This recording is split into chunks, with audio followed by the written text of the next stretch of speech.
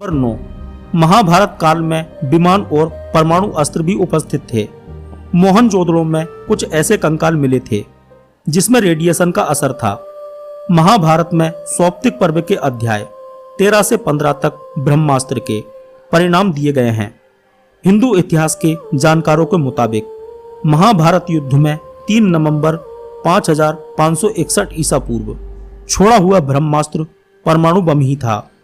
महाभारत में भी इसका वर्णन मिलता है।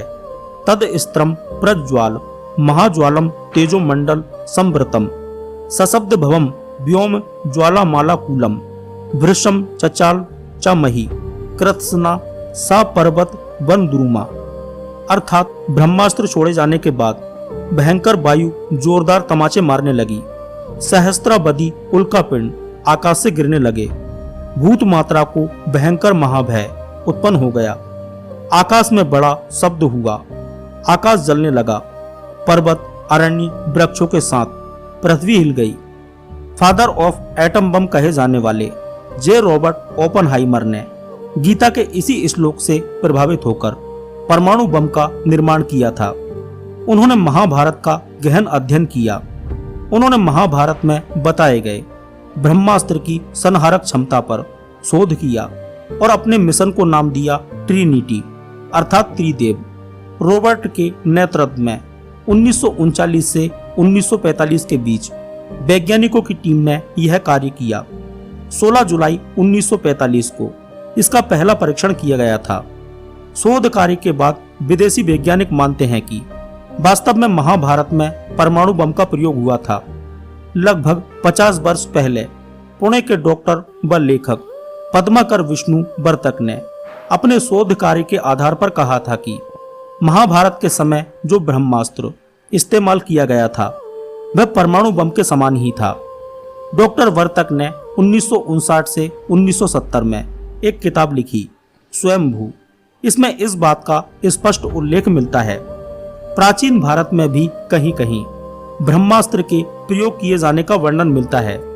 रामायण में भी मेघनाद से युद्ध हेतु लक्ष्मण ने जब ब्रह्मास्त्र का प्रयोग करना चाहा तब श्री राम ने उन्हें यह कहकर रोक दिया कि अभी इसका प्रयोग उचित नहीं है क्योंकि इससे पूरी लंका साफ हो जाएगी। एरिक बोन अपनी बेस्ट सेलर पुस्तक चैरियट्स ऑफ गॉड्स में लिखते हैं कि लगभग 5000 वर्ष पुरानी महाभारत के तत्कालीन कालखंड में कोई योद्धा किसी ऐसे अस्त्र के बारे में कैसे जानता था जिसे चलाने से 12 साल तक उस धरती पर सूखा पड़ जाता था। ऐसा कोई अस्त्र जो इतना शक्तिशाली हो कि वह माताओं के गर्भ में पलने वाले शिशु को भी मार सके। इसका अर्थ है कि ऐसा कुछ ना कुछ तो था जिसका ज्ञान आगे नहीं बढ़ाया गया अथवा लिपिबद्ध नहीं किया गया और गुमनाम हो गया। विमानों की बात करें तो रामायण में पुष्पक विमान होने का उल्लेख मिलता है। कुछ वर्ष पूर्व Wired.com की एक रिपोर्ट में दावा किया गया था कि प्राचीन भारत के 5000 वर्ष पुराने एक विमान को अफगानिस्तान की एक गुफा में पाया गया है। कहा जाता है कि यह विमान एक टाइम बेल में फंसा हुआ है जिसके कारण यह अभी तक सुरक्षित बना हुआ है।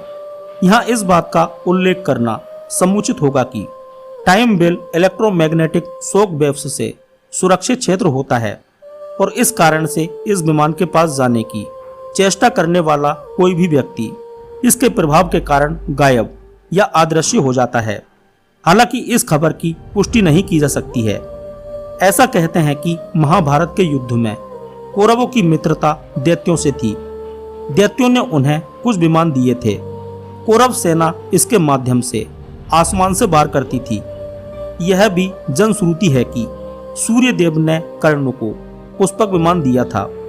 महाभारत की एक कथा के अनुसार अर्जुन और श्री कृष्ण एक उड़ने वाले विमान के माध्यम से इंद्रलोक जाते हैं।